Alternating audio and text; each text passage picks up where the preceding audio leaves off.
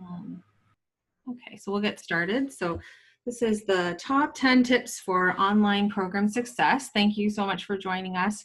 And I wanted to start just by the Centennial College land acknowledgement and just acknowledging that we are part of a rich history here in both our province, Ontario, and our city, Toronto. And then wherever you are in the world, I wanted to kind of situate ourselves. We want to be able to acknowledge that we are on the treaty lands and territories of the Mississaugas of the Credit First Nations, and we want to pay tribute to their legacy and the legacy of all our First Peoples of Canada as we strengthen our ties with the communities we serve to build our future through learning and through our graduates. So today is a traditional meeting place of the traditional meeting place of Toronto is still home to many Indigenous people from across Turtle Island, and we are grateful to have the opportunity to work in the communities that have grown in the treaty lands of the Mississaugas. And we acknowledge that we are all treaty people, and we accept our responsibility to honor all our relations. And so welcome to our session today. We are having, we've already sort of just a few sort of housekeeping items. So people are introducing themselves in the chat and mentioning their program, also where they're joining us from within the world. And it's wonderful to see so many people taking diverse programs and from various areas of the world. Thank you for making the time difference to be here. So we're going to go through a list of resources today.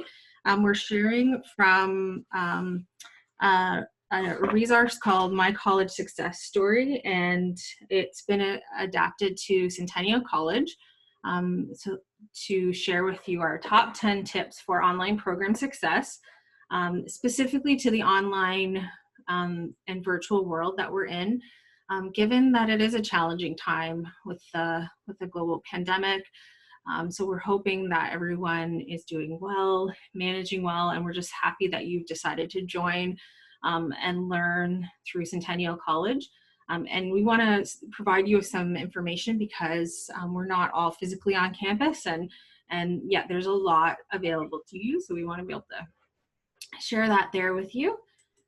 Okay, so I think let's just move this out of the way. I'll go to the slides, and in the chat we put the link to this resource, but it's actually found in our website. So you'll see I'm taking you to the website here, and I'm just showing you our kind of our main website. And we have an area of our student life that is online program success for new students and within our online learning toolkit.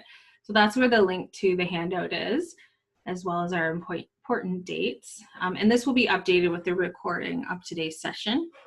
So let's get started if that works out for everybody. Hopefully by the end, you'll know who both your advisor is, your success advisor in your program, as well as who's in the advising network and what programs and services are available to you online. So we want to make sure you know all that and that things are, free for you to utilize as part of your tuition and payments. And it's a lot of students say that they don't necessarily know until last term, or if they're kind of in a really urgent situation, that the resources are available. So we want to make sure that you have those at your fingertips. We'll start going through the different tips, and you can see Desiree put the handout in for today. So those who are joining, welcome. Hopefully everybody can see this okay. So the first tip, we just want to say, believe you can do it. We believe in you. And so if you're starting, you may be starting right from high school experience and moving into college. You may have been somebody who's been outside the college world for a while, or the learning world. You may be doing a second or sort of like a pivot or transition in your career or profession. You may have family responsibilities. You may be juggling working and sort of learning and living in a home context. So getting to a place where you can believe that you can do it. We do at the college, and we believe in you, and we want to see you successful. And success looks very different to everybody. So we want to make sure that you can find a place to believe in yourself. And hopefully by the end of the session, you'll feel a little bit more confident to say, yes, I know, and I know how to access resources if I get stuck. So let me just see here. The next one I just wanted to be able to show you is some of our students here. Rather than doing the slides, I'll put up the slides. Here we go. Okay, so here we go. So these are some of our students who are taking part in our leadership academy at one of our leadership retreats. And we know that we're not in person right now, and we know that that's hard, but we also have, we continue to find ways to engage and connect as a community. I'm gonna mute people as they're coming in just so everybody can hear. And so we want to share some of the ways to stay, social and connected as well with your classmates while we're remote, and also develop those leadership and employability skills that I know everybody wants to be able to develop as we're moving through your program. Okay, so this is the main student hub on the website. And many of you would have already been here, so you've been on our main website. I'm going to take you there, but within this site, this is sort of your main virtual student hub, which has a link to the important dates calendar. So anything that says events or all events, as well as links to your eCentennial learning portal and your myCentennial student dashboard of information, and the Centennial College app. So that's kind of where we're going to anchor as we're going through our tips today. And moving to the second tip, our tip is around just that idea of professionalism or being professional. If you start to think about the program that you're starting in as your classmates and your faculty and instructor as potential future colleagues, coworkers, and supervisors, and sort of connections to industry and practical experience. If you really think about starting your program as your professional practice, we believe that's a really strong approach to take. And thinking about your online learning, and if you have any in-person labs, as really that professional practice and sort of what you would do at work is what you would do in your online environment as well as you're learning. But also take advantage of that if you have the ability to connect with classmates or your faculty in terms of leads or experiences that could benefit you. That's the chance to as well. So let me take you to a few pieces around your professional practice that we wanted to make sure you knew about. I mentioned already, but this online learning toolkit is a place that you can go to for a number of resources as you're starting your program and throughout. And it steps through our learning supports, one being our learning strategists and the learning team. So there's a great video here explaining that service, as well as information around academic integrity and honesty, the library and web resources that we'll go through. So some students are asking, do I have to buy books? Is there anything available through virtual or e-resources? And the answer is yes, there likely is, and our web and our library and web-based resources are excellent, as well as where you'd find the recording for today and our handout. One of the things is the Student Experience Office is an office that's available to help students understand your rights and responsibilities and help you manage through if a situation doesn't feel fair or you want to understand the policies a little bit better. But they've developed this tip guide around knowing your rights and responsibilities online. And this really goes for college staff, students, faculty, all of us who are working to make that environment a safe and positive one. So just kind of knowing around your wanting to be kind and respectful, ensuring that a good tip for everyone is just kind of pausing before hitting send and making sure that things are sounding the way you want them to, and that you're practicing good email etiquette. And a good tip to think about when you're online is just if it's not something you'd bring in the classroom, the learning classroom, then avoid bringing it online. And a little bit of information around hopefully you're not experiencing any cyberbullying either as a participant or a receiver of that, but there's some information and tips there, as well as the link to the college policies to be able to understand a little bit more. There's a link to the Student Experience Office contact information as well. And the advisors amongst our network are there to meet with you and talk through, like I said, your rights and responsibilities, if you want to talk through any policies or processes. Of course, one of the tips is just to speak with your faculty instructor first if there's anything kind of around your courses.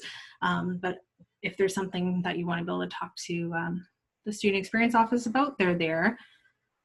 So that's that tip around being professional. We wanted to make sure that you knew about that link. And then moving to the next tip.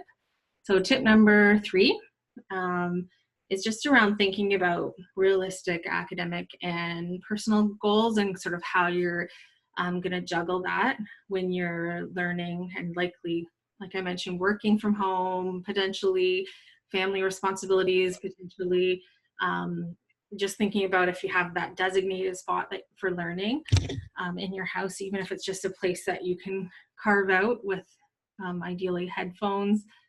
I know many people are trying to juggle or share devices and things like that, but just thinking about, what's realistic and how can I utilize my strengths, but also knowing that setbacks or failures are quite normal and will likely happen. And so how can you access the resources for support, reaching out to both your faculty, our learning strategists, or our advisors for support. Okay. And I mentioned I showed you the online learning toolkit as one way that you could connect and find. So on our handout, if you're following along, we're moving on to number 4. So the next one is just around our virtual experience Centennial orientation. So some of you may be participating this week in the Smart Start program, as well as these group advising sessions.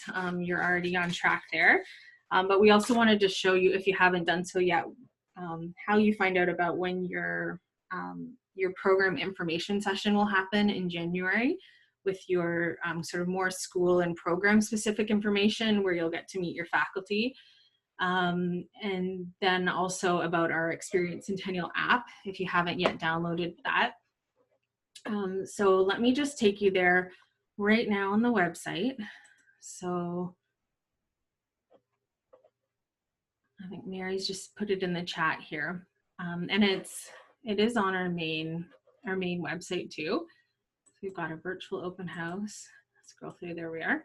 So if you're looking for it, just our Experience Centennial orientation, it's just right on the main website. And that will link you to the options to download the Experience Centennial app to a mobile device, Android or Apple. And then, so the app also has things like a frequently asked Q&A. There's a place you can connect with other students, new students. There's a place you can do things like look for used textbooks or housing sort of roommates. It's peer-to-peer run too, and that upper year students are answering questions on there too. So I'd highly suggest downloading it for the whole year, not just for orientation. But you can also look at the schedule here. So I mentioned you can see by school. You can see here by school when the orientations are running. And then when you actually click on your school, I just want to show you that you also have a license to Microsoft Teams through your student portal, which I'll show you. And many of the services advising, orientation, registration support use Microsoft Teams to give updates and connect as a community. So I'm just going to open that as we're going through, and you can just see what it'll look like when you go to join. So see, if you were in the business school, you would join this specific orientation, and then it'll give you more information on, here, I'll show you what it looks like when we join. And then I'll give you more information on when things start. But in here, there's sort of general information, file sharing, a chance to know when your session is. So there's the different sections listed here that are coming up. So highly encourage you to join that, and that will be in the first week of January, right before classes start. So that's a great chance to get connected, and that's where you can ask some really specific questions or hear information about your program as well. Yeah, so I got shared that. I think we're ready to move on to the next tip. So the next tip is becoming your own manager. So what does that mean? So at the college, some people are surprised that, there wouldn't necessarily be, depending on your program, like attendance taken, somebody kind of looking out whether or not you're getting things done, but also making sure that you know and understand where the learning is going to happen. It's quite common for incoming students over the last few terms. Since we've moved virtually, it can be confusing to think, like, where do I log on for my classes? Will there be a certain start and end time, or will it be sort of self-paced? And we're going to help you kind of sort through some of that with these learning tools that you have. And then also just something as simple as and it's not really simple, but how do I register and build my timetable and make sure I'm enrolled in the classes? So really a tip is just becoming your own manager and thinking, how am I going to kind of learn and manage and keep myself organized while I'm studying? And so the first tip, just going back to that student hub area on the website. So if you go to your main centennialcollege.ca part of the website, couple things. This blue bar at the top has all the COVID-19 information. The white bar that navigates you through has something called the Student Hub. So there's a couple different ways you can access, but I'm going to take you to the Student Hub, which I showed you, so the virtual area. And in here is your quick access, and I just recommend bookmarking these if you can. But so the events is your important date calendar. Let me just show you the reference here that I wanted to be able to show you visually. So if you want to take note of these three important portals, so eCentennial is your learning portal, and that's where you're going to see your course outlines. That's where you're going to submit your assignments, interact with your faculty and classmates. And then your My Centennial is your student dashboard of information where you're paying fees, you're seeing your final grades, you're seeing your student information, and you can update it. You're also going in to register and build your timetable. Your registration support is through there as well. And then your My Centennial email, which is an Outlook Office 365 email, and you have access to that, but also it's the main way the college is communicating with you and your faculty are communicating with you.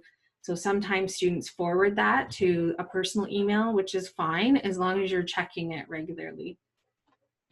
So let's just go there and I can show you. So I mentioned your My Centennial, which you likely have logged in already. And if you haven't, you're entering your student number and then you're entering your password. And if it's your first time entering, you just go month, day, year of your date of birth. And then you're going to reset that. Save that password and don't share it with anyone. This is your own personal area to log in. And then this is your back area dashboard.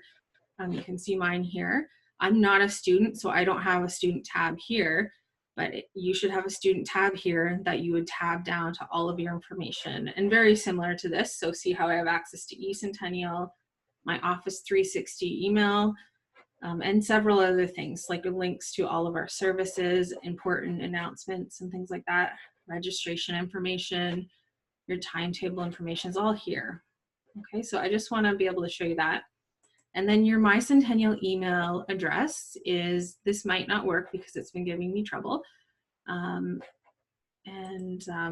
right now, we do have a 24/7 help desk for IT related things that's available to you. So if that does happen to you and you can't get it fixed, we do have staff there to help you. So I just wanted to bring you to a screenshot that I took of the email earlier.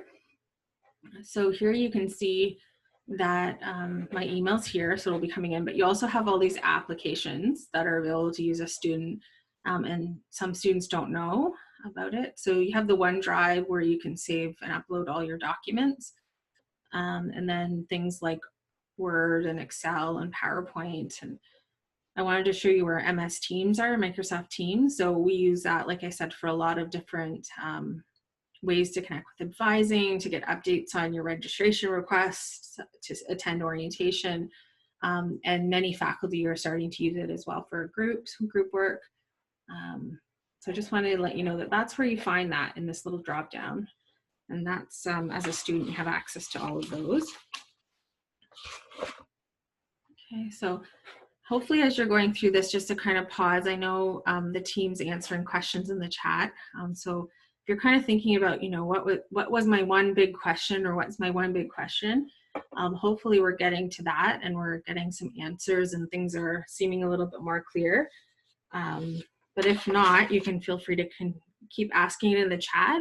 And then at the very end, we'll go through some specific questions that you have as well, because we want you to leave feeling like, okay, I understand how to navigate through all this stuff, and I'm ready to start in January. So we'll get you there. Okay, so lastly, I wanted to be able to show you eCentennial, which is, like I mentioned before, where you're going to be doing your learning. So you may be learning something called asynchronously, which means that your courses will be more sort of like accessible anytime, anywhere.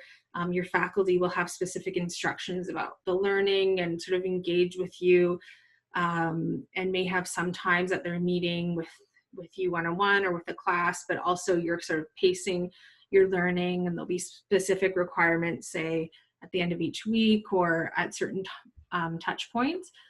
Or you may be learning with something that's called synchronous, which means that you, on your schedule, you'd have a specific start and end time to the courses. For example, the communications courses. So everyone takes English communication each term, and those are running synchronously. So there'll be a specific time on your schedule for those. And if you have to be on site for any of your classes, only certain programs are, and it's very limited to if your lab or specific course is on campus, you would have a specific room number attached with that. And you'll be required to complete a safe return to campus mini course to make sure that you're doing the screening before you come onto campus. So campus is still closed for the majority of people, including staff and faculty. So only those who are needed on campus to keep things safe as we're in the global pandemic, and we want to see everybody getting well and getting through this. So that's how we're managing things. And so that's how you would know about your learning situation. There is specific information on your program delivery as well, if you're not sure. And I wanted to show you, I think most people will know where to find this information, but if you don't, it's actually on the main website. So the Winter 2021 full-time program delivery, and it lists by school and by program. So it'll list either fully online or hybrid, which means there will be a component that's online, and some of it you can check out there, but some of it would be you're online until we can safely move back to campus as well. Okay, so back to eCentennial is here. So you also log in using your credentials, so your student ID and password. And this is what it looks like when you're inside eCentennial. So this is your learning portal here. So you can see this scroll down. This is where your courses will be populated. And it will, once you build your timetable, it takes at least 24 hours to populate the course in your eCentennial shell. But don't be surprised if you're looking even sort of the weekend before classes start, or the week that your classes start is likely when the course shell will be uploaded for some programs. and that's okay.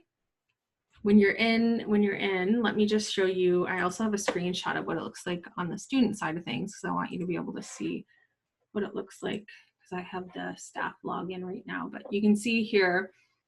Okay, so you see, I had my picture, and I think that we encourage everyone to update their picture so that your faculty knows who you are and your classmates can see you.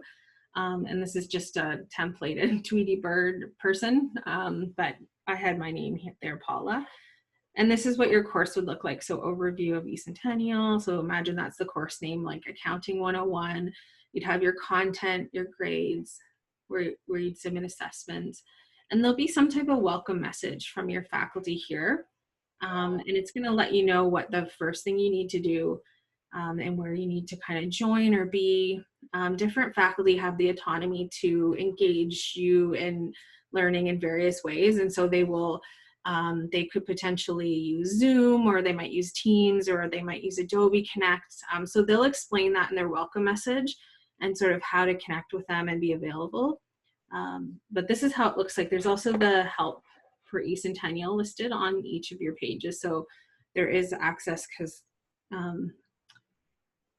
technology doesn't always work, and there can be things that happen. And as we're learning and jumping on this virtual learning experience, things might happen. And so that's your IT eCentennial support there. Okay, so we're moving along. So we've gone through our MyCentennial and our MyCentennial email. You've seen all of that. Okay, so let's move along to, oh, the one piece I didn't show you was the important dates calendar from being your own manager. And I think I just quickly referenced it, but I did want to show you when you're on the Student Hub, or it's right here in the events on the main page. And it's also available in your MyCentennial and your eCentennial. And all the calendars are linked to the same one. So it's actually right here it's called events. So you can either download the calendar for the whole year, or you can upload it to your Outlook or Gmail, I believe, or you can just download each event. But I'll show you what it looks like. It's actually right here. And I'd suggest that, you know, I do download it and check it out, but if you're printing it or taking screenshots or anything like that, just always check it, because dates could change. So when you're starting in January, just double check everything. And I'd suggest the same with your timetable, like just double check, because things could shift in terms of time or contact. So here's what it looks like. You can either get the list of important dates, or you see it as a calendar form there. And so it's your responsibility, if you're thinking about kind of managing your own time and making sure you're keeping an eye on when deadlines are, to check that out there.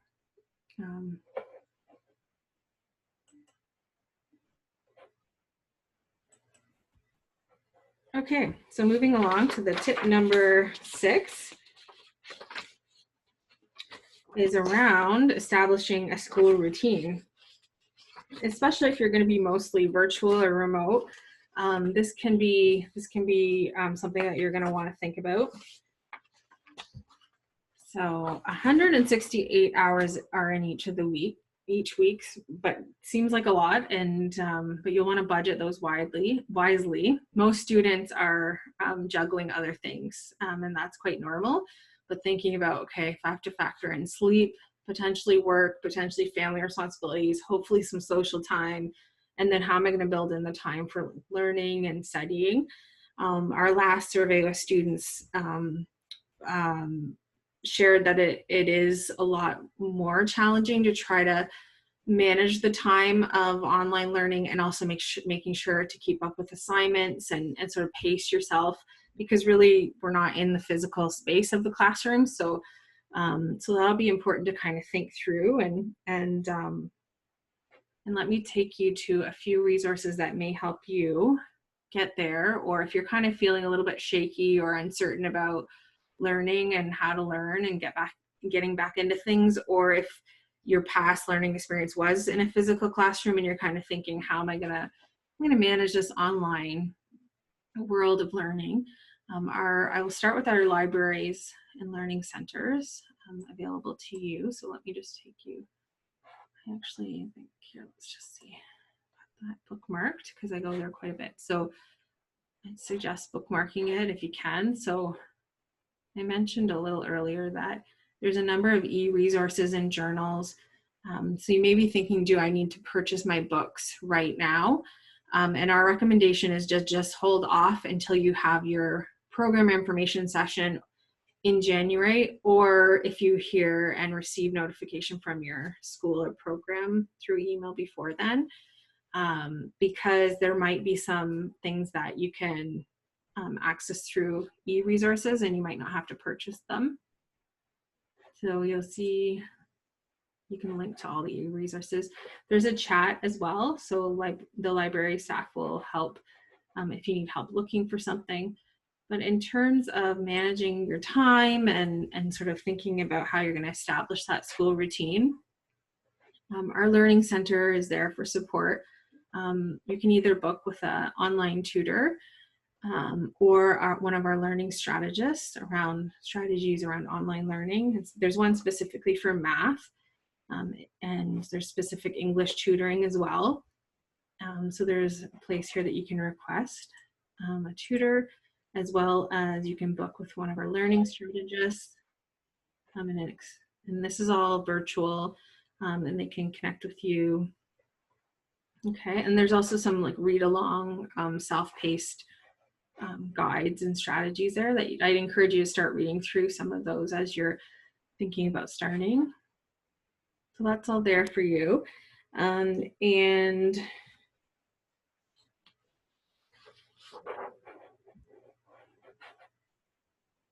yeah, so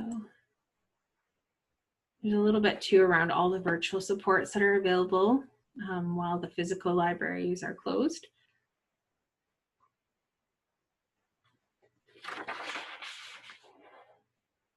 Okay, so the next tip, moving right along here, is around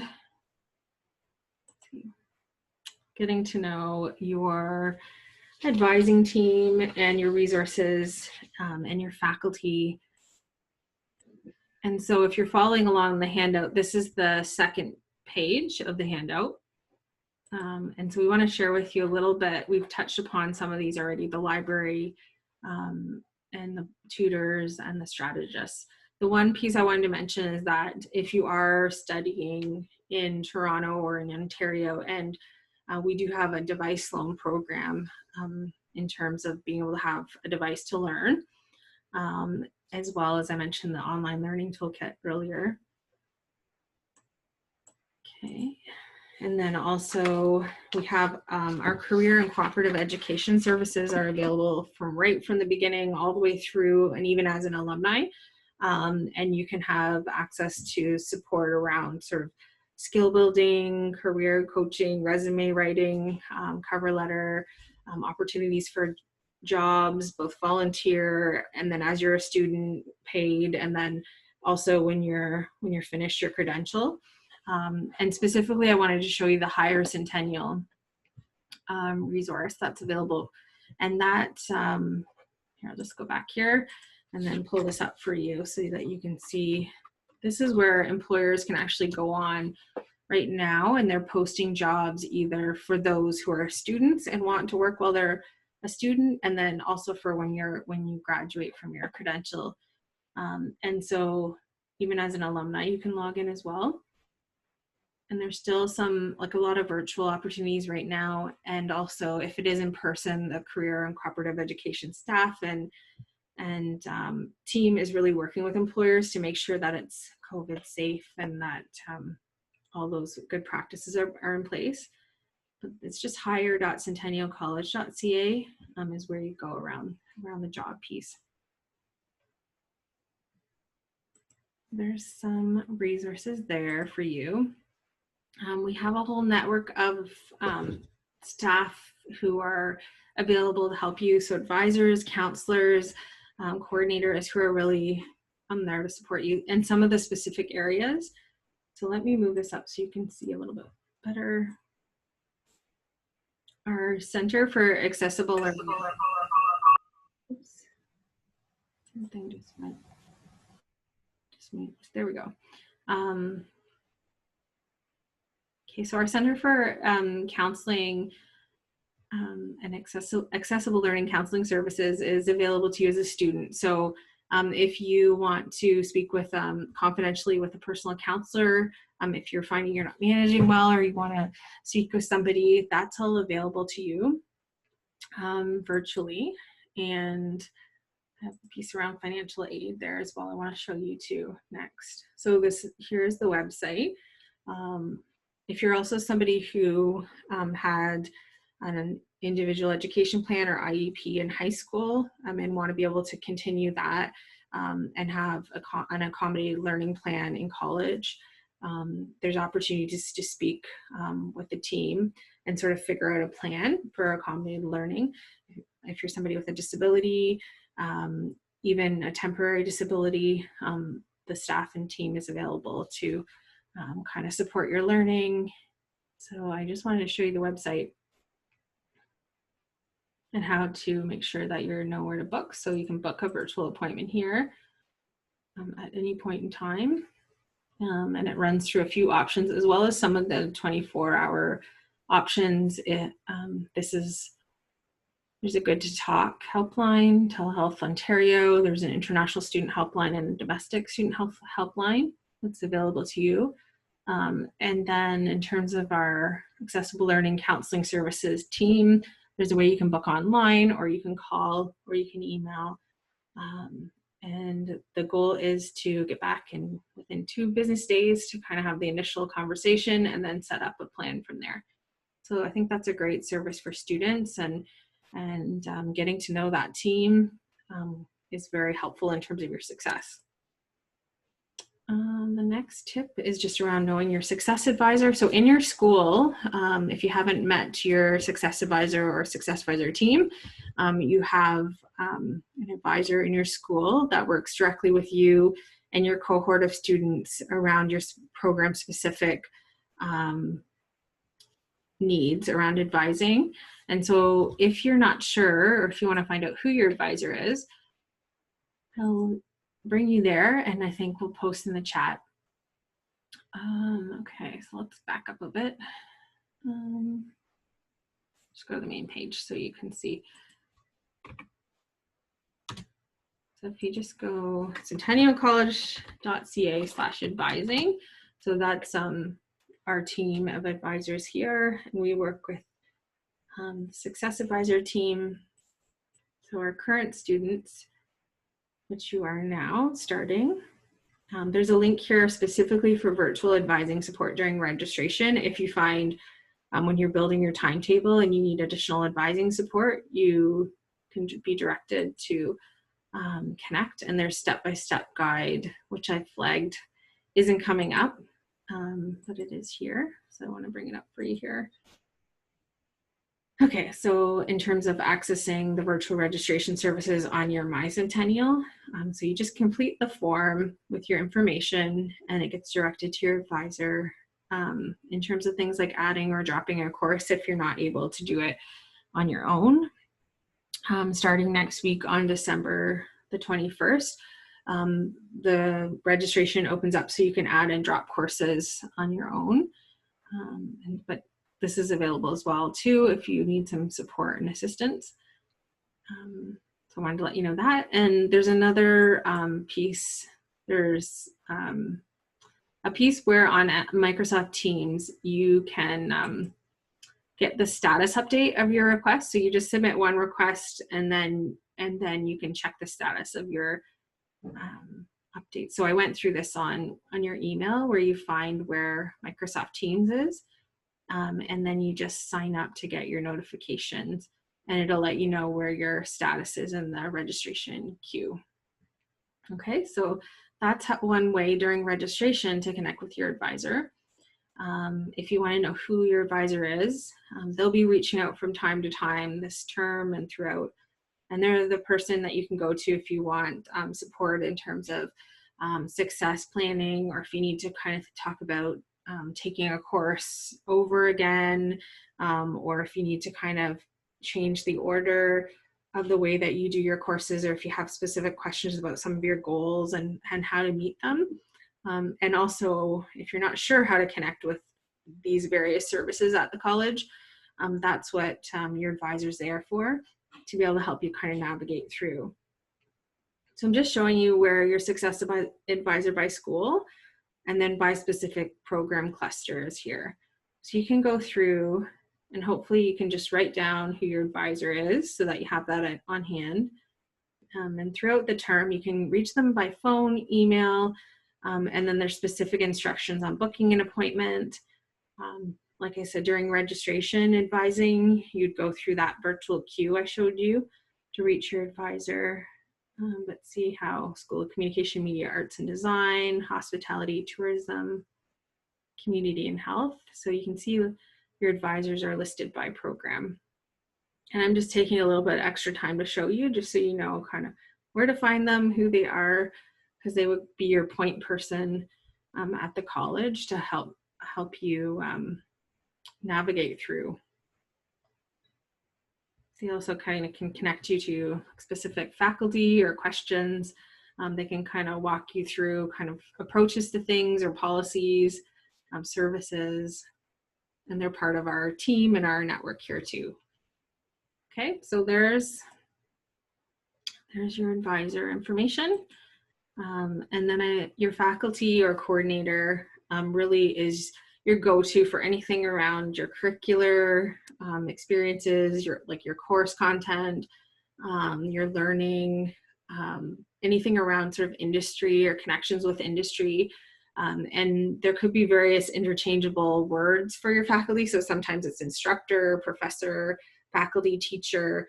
And your coordinator is the person who oversees the whole program, and they're a faculty member. So they're all there to support you as well, and really kind of your go-to for your specific course. That's where you want to start. And when you start in your program, you'll have a program handbook as well that will go through specific program policies and information. Any kind of specific requirements for your industry will be important. Some programs require a certain accreditation or certain hours, or there might be an exam after. So that all that information will be in there. Okay, and then moving along, we're getting through this. Tip number 8. We want to encourage you to try to find ways to still be social, even though we're physically distanced. And how you might do that would be, still staying connected with your loved ones, and then staying social, hopefully with the college, and getting to know some classmates, as I mentioned, through something like the Experience Centennial chat and events, but also through your Centennial College Students Association. So I've got this acronym CCSAI, and your CCSAI is running virtual events and programs, but there's also lots of services that you may want to know as a student that you have access to, and it's just ccsai.ca there. And so it lists all the events and webinars, legal services. You can connect with a student advocate around understanding kind of your rights and responsibilities. And they can connect you to, I mentioned, the Student Experience Office as well, and they work closely around the grade appeal clinics for information around grade appeals. There's opportunities to connect with the board, but also get involved in leadership opportunities. So there's different campus and program reps, and there's ways that you can get involved in the board as well. I did want to mention the domestic health plan, as well as the international health plan that is available to you. So the domestic health plan is offered through the Students Association, and there's information here, so I'd encourage you to check that out in terms of what it's covered. That's all available there, as well as information on if you're an international student. Pardon me, the GuardMe is the international student medical information, or sorry, medical plan, health plan. So all that's available there to you as well. guard.me/Centennial. And those are both available to you as a student.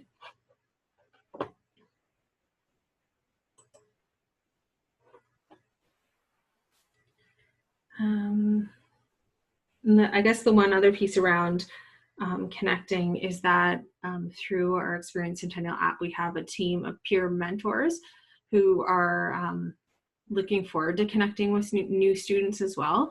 And so that's both an opportunity for you if you're thinking about in future terms that you may want to be a peer mentor, or you may want to connect with one just to kind of ask questions, stay social, and be connected in what can be, I know, a very lonely world when we're virtual learning. So we want to be able to kind of connect. Some class cohorts as well connect on eCentennial, and then maybe have an offshoot of that in terms of a social chance to connect too. So that would be our tip number 8. And if you're following along in the handout, we're getting closer to the end. The virtual services is our tip number 9. It might not seem like, we're not physically on a campus learning, but that we all are sort of waiting in the wings to connect with you and really want to. Services, advising, learning strategists, counselors, our employment services, really we want to be there for you and want you to succeed. So please reach out and connect. And then we'll do the same. So we'll connect with you through social media, through email, your MyCentennial email, and through offering ways like this to kind of engage in group advising and group sessions, some workshops, some panels. So really utilize those virtual services. If you do get stuck and you're not sure where to find all that information, our best tip is this blue banner at the top. So if you clicked on the COVID information link here, there's a main link to all of the services here. You can enter in as a Canadian or international student, depending on the status that you're studying. But the student services and support on this page really just has a list by list of everything and all the contact information. So this is us advising pathways as well as connection to your success advisor. But if you have admissions related needs, and it lists all the services here that we've gone through many of already. You can see here, even your link to eCentennial. The one piece I wanted to mention and didn't yet was around, I know many students, like the biggest need students have indicated through this pandemic is around financing. And so I think we've had available $3.5 million in scholarships and bursaries around our pandemic support for students, but it is a real concern. And so what I would encourage you to do, if you're comfortable, is this Doorways to Dollars questionnaire is open to both domestic and international students. And the latest one for winter is now live. So you basically fill out this questionnaire indicating your information and your current context of learning. And what it does is every time there's a scholarship or bursary that comes out that would apply to your certain context based on what you've given, it will notify you of the available scholarship or bursary. And there's also, we have some emergency funding and things like that we've been able to provide. And this is all through Student Financial Services. There's a frequently asked questions piece that kind of goes through the concerns. But really, I just wanted to show you that Doorways to Dollars questionnaire and really encourage you to fill that out. It's also listed all of the federal and provincial supports, and then some work and volunteer opportunities and useful links there. So that was another piece around our virtual services. Lastly, I wanted to be able to share the last tip is just around maintaining a balance. So our athletics and rec has moved virtually. Unfortunately, when we're in person, we do have beautiful facilities that are available to you. Virtually, the team has really shifted to wellness strategy, live workouts, sessions, personal training, consults that are available to you. And really, they are utilizing their both their website and their social media here, but you don't have to be on Instagram to go and check this out. So our Centennial Colts is gocoltsrec.ca, and there's a bunch of information here around virtual programming, and then if you click on that, you'll see the Instagram page that you can follow, or you can just check out on the web platform. But there's some live demos that happen. I encourage you to think about that in terms of staying well. Also, in terms of making sure you're sleeping and taking walks and napping, connecting with friends, in terms of keeping that balance when you're starting your program, because that can sometimes the work can be all consuming, and so really making that balance is important. And lastly, I know there's been a bunch of questions come through the chat, so thank you for all your really good questions as you're going through them. I know the advising team is answering them, but I know a lot of them kind of were around building your timetable and registering and making sure you're set up for winter. We have a new registration platform, so you can register now anytime until January 25th. So there isn't an urgent need to register right away, but that it is available and open to you. So if you can register now, that would be ideal. So you need to pay, make sure you pay so that you're able to register. So you may have a hold. I know as a domestic student, new student, you'll want to make sure you pay that at least the $250 deposit. International students that are new are working with their international admissions reps to register and make sure you have all your documents uploaded, your fees paid, and so you're not having any holds to be able to register. But I did want to make sure that you know where everything is on the website in terms of support around web registration. So first up, we went through, okay, so this is the how to build your timetable here. How to web reg is in your main area. And there's two helpful guides, whether or not you're block-based, which means that your first term will be a set of courses that you're required to take, and you pick the block you want, adding in your communications and your gen ed courses. Or if you're course-based, meaning that you'd select all of your courses for first term. So there's guides there to follow, and you access through your My Centennial. And there's actually on Friday, there's another live web information session around registration that you can join.